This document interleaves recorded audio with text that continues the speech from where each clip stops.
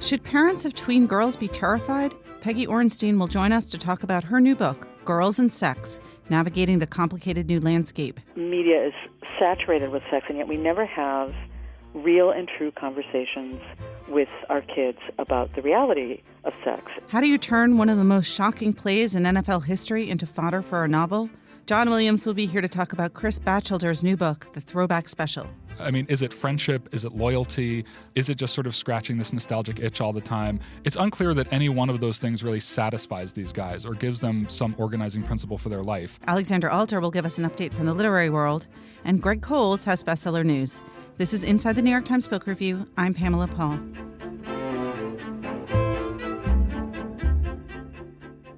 Peggy Orenstein joins us now. Her new book is called Girls and Sex, Navigating the Complicated New Landscape. Peggy, thank you so much for being here. Thank you for having me. I have so much to say about this subject, and I am sure you do too, and you have written an entire book on it. Your last book was on Cinderella Ate My Daughter. How did you get from there to here? You have a daughter. Was it sort of, were you tracking in a way her progression from Cinderella age to... Absolutely. That was, I'm a mom, and I have been writing about girls for 25 years, but, now I'm a mom, and I look at the culture that we live in, that where sexualized images of women are everywhere. Every media is saturated with sex, and yet we never have real and true conversations with our kids about the reality of sex. And it's really tempting, I think, as a parent to sort of put your head in the sand and go into denial and just say, I don't want to know, because there's really nothing grosser than the idea of your kid having sex except the idea of your parents having sex. But parenting out of ignorance and fear is really not the way to go. And what I hope to do was to go out there and bring back the voices of girls and create a book that could be sort of a neutral space where parents and kids could read about what was going on and discuss it without having to, go too deeply into their own personal experiences. This is probably something your daughter doesn't want to think about, or maybe it is, but I think of these as sort of the Daisy trilogy. You had Waiting for Daisy, which was about, I hadn't thought about that. Yeah, she's completely disinterested in what I do. One of the lines that I thought was very funny, but, also very true in the review of your book was that our reviewer, Cindy Levy, has a 13-year-old daughter, and that every time she tried to talk to her about this book, I think she said that she ran out of the room and is probably in Nebraska by now. Yeah, and that's really familiar. I mean, my daughter will just roll her eyes at me and go, Mom, can we stop talking about your book? But I will tell you something. My own mother, as far as I was concerned, she wouldn't shut up about sex. My mom was not a feminist, and she was a total Ozzie and Harriet mom, and she totally was telling me that, you don't have sex until after you're married, but once you're married, sex should be equally pleasurable for men and women, and she and my dad had a great sex life, and I would just plug my ears and go, la, la, la, la, la, la, I'm not listening. And yet, that message, I have to say in retrospect, was really important to me as I went into my own sexual experiences. That voice was really critical to my sense of my own entitlement. And I will also tell you, my mom died earlier this year, but about 10 years ago, she came up to me and said, out of the blue, doesn't stop after 70, And again, I plugged my ears and hummed. And again, I'm really glad she said that to me. When you think about this subject and those generational differences, a lot of this is obviously you're looking at this as a kind of baby boomer generation mother looking at the way in which millennials and whatever post-millennials are called. Have we come up with a name for them? I think they're Z. Generation Z or the internet generation or digital kids. I don't know what those kids are. They come out of a 3D printer. That's where babies come from now. The 3D printer, honey. That's right. I mean, did your mother, before she died, I'm sorry, but did you think about her perspective on all this too when you were writing this book? She talked to me much more than I think a lot of people's mothers did. Mm-hmm. And I was really grateful for that. I mean, a lot of what you're advocating in this book is that parents talk more with their children, with their daughters, about sex. Where are they getting their information about sex now? Yeah, and I want to say, when we say talking about sex, I think that we have to define what that means. Mm-hmm. First of all, I think we have to broaden our idea of the word sex, because we tend to think that that means intercourse. And Right. kids are doing a whole heck of a lot more than that, and they're doing a whole heck of a lot more than that earlier. There's, especially oral sex is something that we really have to talk to kids about. Monica's legacy. Well, it's not just that, though. It's also the legacy of abstinence education and, making intercourse the line in the sand between, sexually active and not sexually active, or adulthood, childhood and adulthood, or whatever. And so it allows kids to think that the other behaviors they're engaging in are not sex, are no big deal, and aren't subject to the same ideas about ethics and reciprocity and pleasure. So one thing is, talking about sex, when we're talking about sex, differently, not just, talking about danger, not just talking about risk, not just talking about contraception, but also talking about the ways to balance danger and risk with the joys and pleasures of sex, so that when they engage, they're engaging ethically, responsibly, safely, and enjoyably. A lot of this is to counteract what girls are learning about sex from the internet, either directly or indirectly. How is the internet changing girls' understanding of sex and what it means for them? Information, right? It giveth and it taketh away. The internet, is so great about so many things. It's allowed girls to organize in anti-rape activism. It's been a huge boon to LGBTQ kids. It also has resulted in an explosion of porn that has affected how kids view sex, and they bring it into the bedroom. I mean, on the sort of, I guess you would say, perhaps more benign end, so many girls would say to me, my boyfriend wants to know why I don't make those noises that women make in porn. Mm-hmm. And I heard that so often, I started to get, really not annoyed with the girls, but annoyed with the fact that they had to ask that question. Right. And my kind of journalistic remove would crack, and I'd say, look, it's a movie. It right. needs a soundtrack. Everything in that movie is about performance. It is not about reality. It is about as real as pro wrestling. There's research that shows that kids are increasingly consulting porn in part as an instruction manual, especially when nobody else is talking to them, when they're getting abstinence-only education in school, and when their parents are silent. They're looking because they think that that's how they're going to learn how sex works. And that, tells them basically, it gives them completely distorted ideas and images of women, of our bodies, of our pleasure, of our purpose.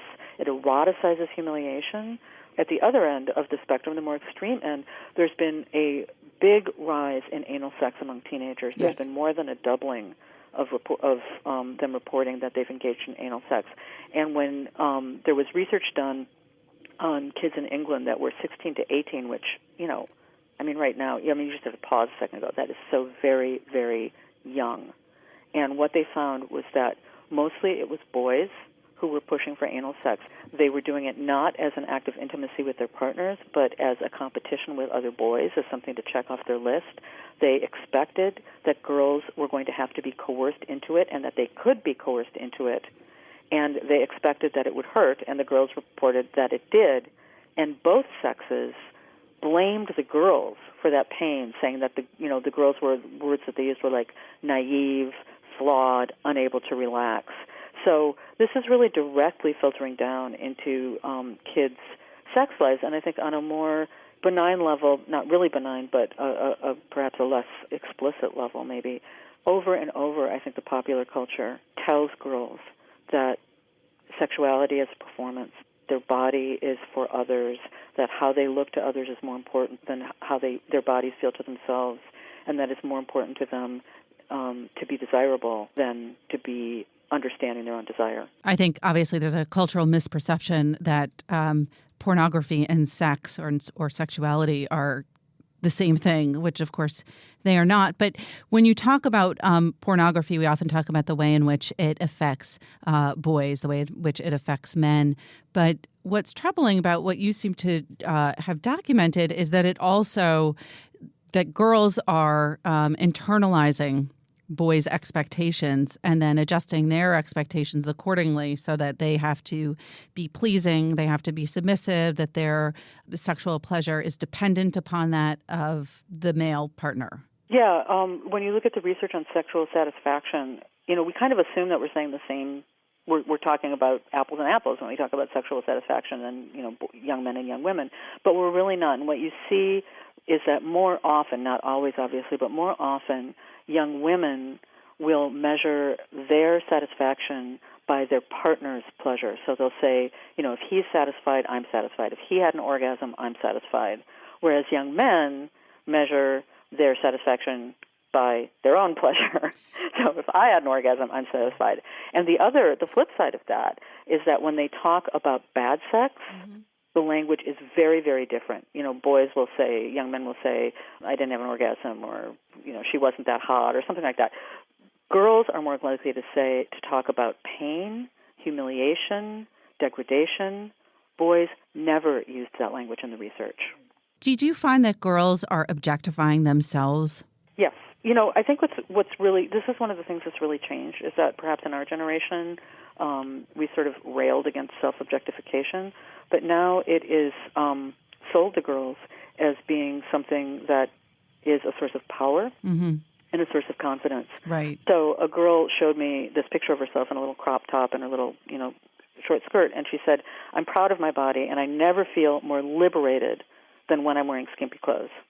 But then at the same time, a few minutes later, she said if she gained weight, she no longer would feel good about wearing those skimpy clothes because some jerky boy would make fun of her and call her, what she said was the fat girl. And so you have to, the question is not like, are girls getting slutty or something like that, right. But the question is, who gets to be proud of their body, under what circumstances, which bodies, and how liberating is it if the threat of humiliation always lurks?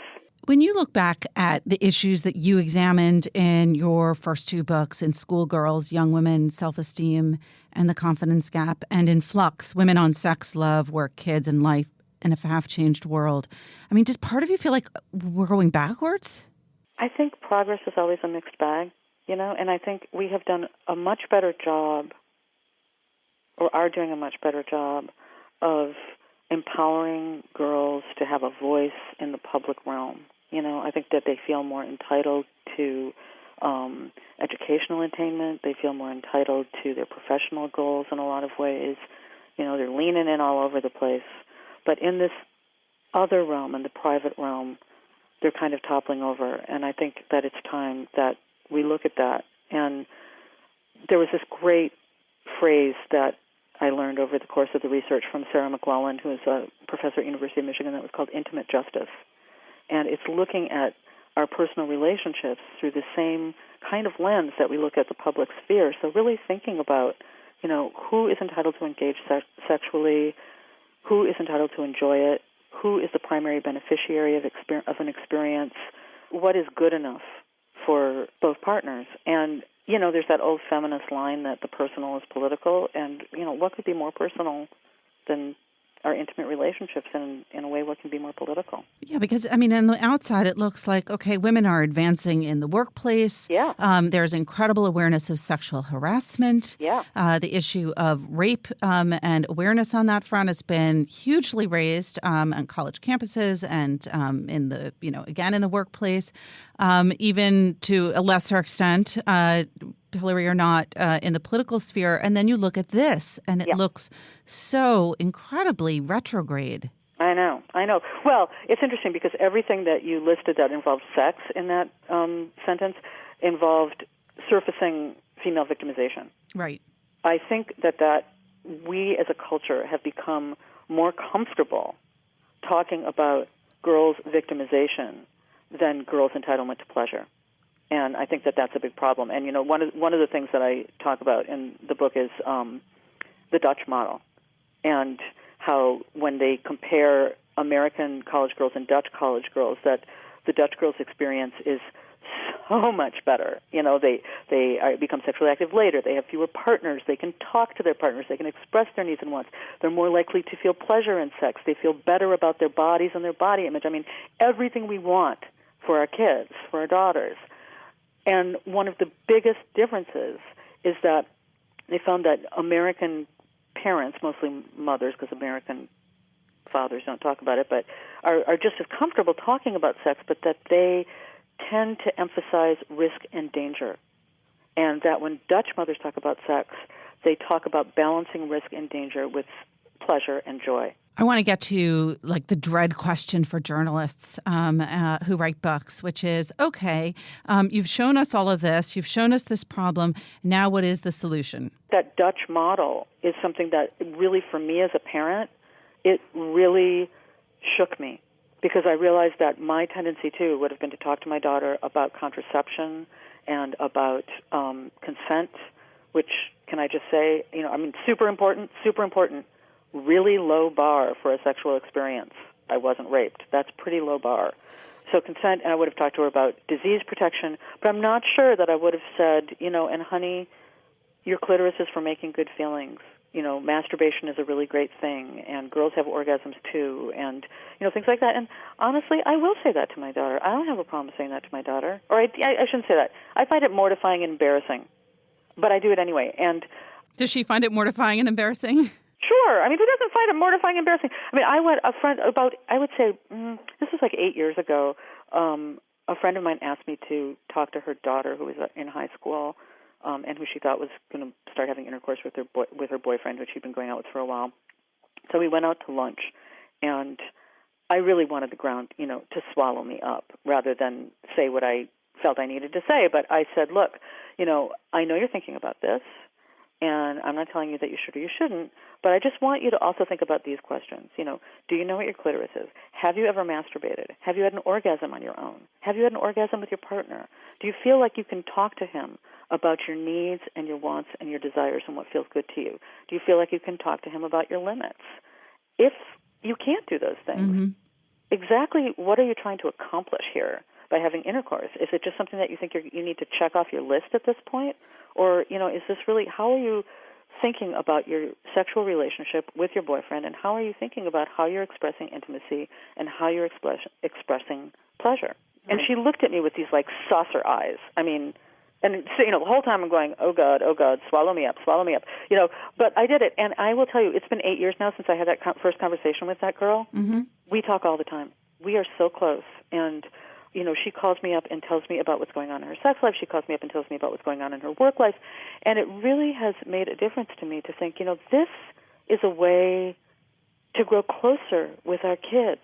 This is a way to build trust. This is a way that we stay on their team and stay as their advisors as they get older. And isn't that what we want? Right. Part of me thinks, well, it's all very well and good that all of the good, conscientious parents who read your book or are aware of this issue will talk to their children. I know. But what do you do about this much larger, right, and this much larger cultural issue because it takes a lot to move the culture? And I don't know. I can only do what I can do. And that's putting out work that provides some perspective, provides a countervailing example. And I really do believe in that kind of change, because people would say that when I put Cinderella Ate My Daughter out, a lot of interviewers would say, well, how can you change these big corporations like Disney and Mattel? And, to a degree, well, you can't. At the same time, since that book has come out, and since, more people have got on the bandwagon of being disgusted by this sort of tiny little pink box that girls were being forced into, there has been change in the toy industry, and there has been change in movies, and we are seeing, it's not like everything has been transformed, but we are seeing a significant change both in mainstream and in alternative media for girls. So I think, we can make change, not for everybody, not everywhere, but we can make significant change. Peggy, thank you so much. Thank you so much. Peggy Orenstein is the author of Girls and Sex, Navigating the Complicated New Landscape, reviewed this week on our cover.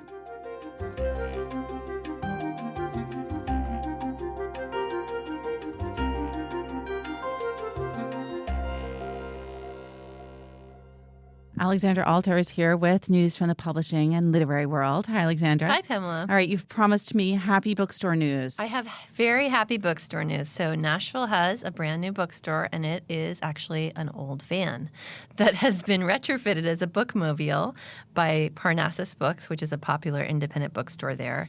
It's co-owned by the novelist Ann Patchett and Karen Hayes. And this week they launched Pegasus, which is their mobile bookstore.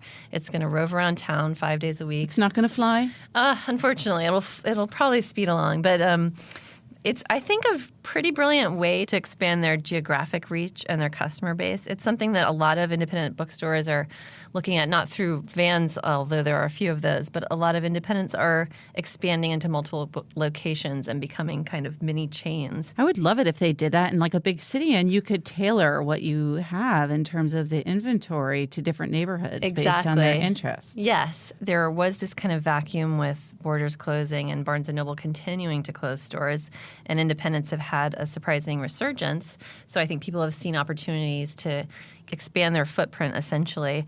But that can be risky. I mean, you move into an up-and-coming neighborhood and you have extra rent. You have to, staff that place, extra inventory. This way, in this van, they're just going to be scooting around town and sort of meeting people where they are at farmers markets, at food truck rallies, outside of restaurants. It's like a mobile pop-up store. Exactly. And the great thing, too, is that it's very fitting for this particular bookstore. Parnassus was named after Christopher Morley's novel Parnassus on Wheels, which is about a woman who travels around selling books out of her horse-drawn caravan. And Karen Hayes, one of the co-owners, always wanted a bookmobile. She just, after they named the store Parnassus, she had this dream of getting one, and she was kind of envious of these taco trucks and ice cream trucks around town, which can, go wherever people are gathered. And so she found this van on eBay last spring. She bought it for $10,000 from an old, it was from a small library in Georgia. And the van already had the angled shelves that you need to keep the books in place, but they had to give it a new paint job and other things. So it still required, $20,000 worth of work. But you think about that compared to a whole new location, it's a small sort of price to pay to get your name out there. Plus, she said, it's a rolling advertisement for our store. Oh, and the other good news is the dogs in this store, they have about 4 resident dogs, love riding around town in the van. Exciting. So you get books and a dog. You might see a dog. The store also, it's turning into kind of a petting zoo. They also recently acquired a part-time lamb named Buttercup. So I want you to do a roundup, Alexandra, of bookstores around the country and their animals. Can you have that be your next story, please? I would like that to be my entire beat and job. There was a bookstore, a community bookstore in Park Slope, which had a resident dog named Priscilla, and I would go there every week just to pet this dog. I would buy books too, but Priscilla was really the main reason I was there. All right, bring a photographer. I'm seeing a slideshow. Thanks, Alexandra. Thank you, Pamela.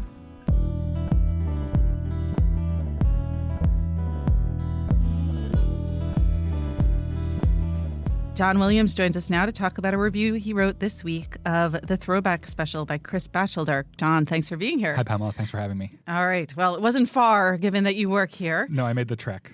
This book review, you handed in, and the first thought I had was, wow, this sounds really interesting. I can't believe I'm interested in a book about football.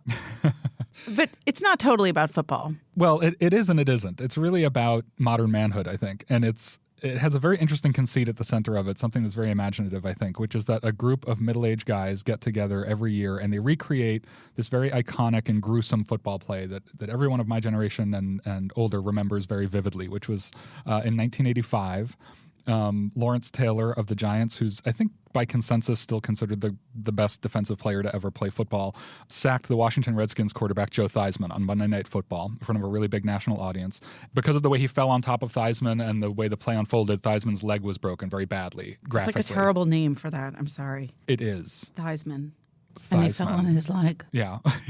All right. Well, this is the difference between the way a non-football watching woman sees and hears this story and the way a man sees and hears this story, because all I could hear was that he fell on the leg and his name is Theismann. But never mind.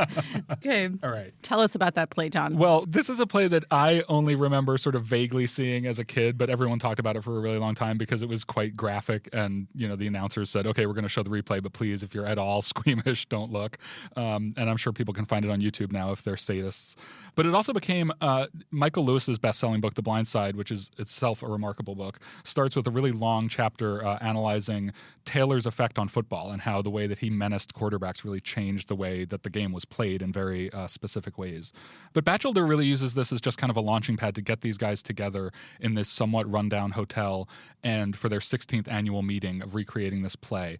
And the recreation is sort of, it is what it sounds like, which is kind of a combination of, fantasy football or fantasy baseball and like Civil War reenactments. Is it like the person with the short straw gets to have their leg broken? Well, as the editor of this review asked me while he was editing it, he said, they don't actually break the guy's leg, do they? And no, they don't. They're not that sick.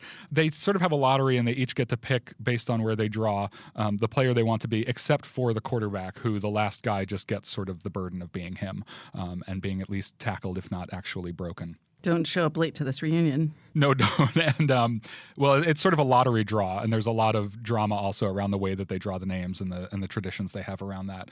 How many people are in the group? Well, there are 22 guys to form the two teams. There are 11 guys on each side of the football field, and obviously many of the guys are going to be playing parts that really don't have anything to do with the play. There are probably 4 or 5 really key guys who get to be part of the drama, but the play really only happens at the end of the novel. It's fairly brief. Don't give it away. No, I won't. But the novel is it's not that long a novel. It's a fairly slender book, and it's a very wistful book. And really what it's about for the great majority of it is just these guys gathered at this hotel, each of them kind of thinking about the different place in life they're at. They're all middle-aged. So they're dealing with things like divorce or problems with their children or problems with their health.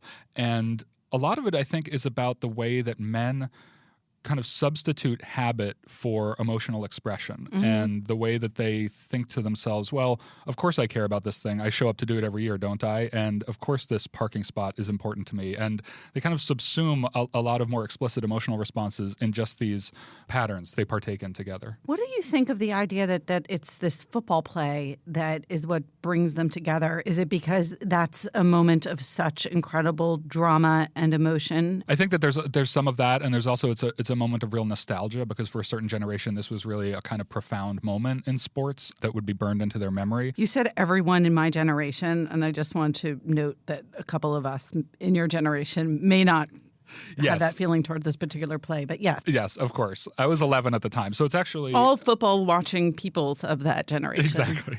All sports fans of that generation, okay. I guess. Anyone who was probably 8 years old or older at the time who was into sports remembers it. What is he saying about modern manhood? I think he's saying a lot of different things at once. One of the things about the book is that this is really a group portrait. You don't get a sense really. I just flipped back through the book this morning and I started listing a few of the names. These guys start to blend together a little bit. There's Andy, George, Peter, Derek, Robert, Jeff, Carl, Trent, Chad, Gil, and that's just from a few pages of looking at the book. I don't think that you're going to end this book and 6 months later remember any specific character in it. I think what you're going to remember is the fact that these guys are searching for something that they don't really explicitly ask themselves for, and you're not sure if they even get it. I mean, is it friendship? Is it loyalty? Is it just sort of scratching this nostalgic itch all the time? It's unclear that any one of those things really satisfies these guys or gives them some organizing principle for their life. And yet you can feel very deeply their emotional need to do this thing. And so there's that kind of, I think he gets a lot out of that dichotomy between they seem to be sort of aimlessly going through life in many ways, and yet they're all thinking very deeply about their lives. I think it's a very male kind of behavioral pattern. Let's talk a little bit about the tone of the book. Maybe read a passage that particularly struck you. Yeah, I said the tone was wistful. It's also, he can be funny. I think that he keeps that in check maybe more than he would in another book that was a little bit more humorous in its intent. You can tell sometimes from the jokes he writes that he has a very wry sense of humor. Like I talked about them being a hive, and there's this funny sense of him describing them as a fleet. And so there's this one moment where he says, he goes through a few of their names, and he talks about the fact that this one guy named Trent had gained a lot of weight, perhaps 30 pounds, but the change was not remarkable. And then he writes, the men had reached an age when they gained and lost significant things in relatively short periods of time, and it was not unusual for someone to show up in November having acquired or divested weight, God, alcohol, sideburns, blog, pontoon boat, jewelry, stepchildren, potency, fertility, cyst, tattoo, medical devices that clipped to the belt and beeped, or huge radio-controlled model airplanes. And so he kind of like pans out a lot, I think, and talks about them as a group of people gaining and losing things and going through these experiences together in middle age. See, this is why I think you're going to get other people who don't care about football interested in reading this book. One hopes. All right. Thanks, John. Thanks, Pamela. John Williams reviews The Throwback Special by Chris Batchelder this week in the book review.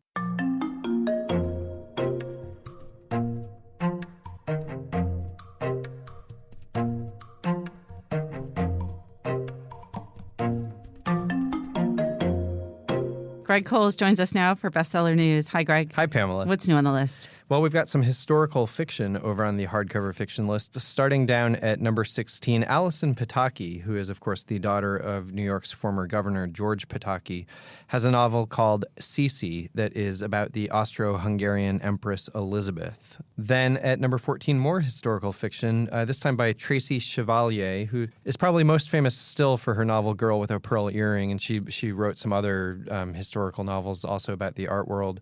And not only about the art world, and this one is not. This is set in 19th century Ohio about some people who own an apple orchard. It's called At the Edge of the Orchard, new at number 14. Not the first time she's written about 19th century Ohio either. She also had a novel of the Underground Railroad called The Last Runaway. Then at number 9, Christine Feehan continues her Carpathian novel, which is kind of supernatural urban fantasy series. This one's called Dark Promises, new at number 9. At number 7, another series novel by Randy Wayne White, who continues his Doc Ford series. The 23rd book in this series is called Deep Blue. It is not about the IBM computer that beat Garry Kasparov at chess. If you haven't read the 22nd installment, now's the time. Yeah, time to catch up. Then at number 2, Danielle Steele is back on the list with a novel called Property of a Noblewoman. And at number 1, another series novel, James Patterson has written a book with Mark Sullivan called Private Paris. That is part of Patterson's Private series about the global private detective Jack Morgan. The title of this week's bestseller list on the fiction side is Escapism. Let's all escape from reality.